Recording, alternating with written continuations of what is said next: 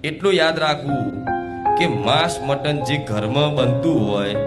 એ ઘરમાં એ ચૂલા પર કુળદેવીનું નિવેદ જે કરતા હશે એનું નિવેદ ક્યારેય પહોંચવાનું નથી ને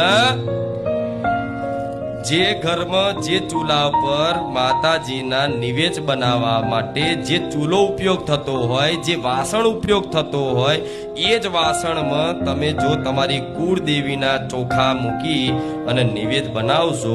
તો એ નિવેદ આમ કરી ધુમાડા કરી આલ્યું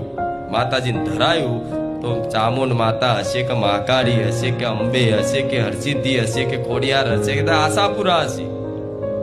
એ ઘેર રહેવાની કેમ કે માં જગત જનની છે આ વાત ફરી યાદ કરાવું છું જગત જનની છે આદ્ય શક્તિ છે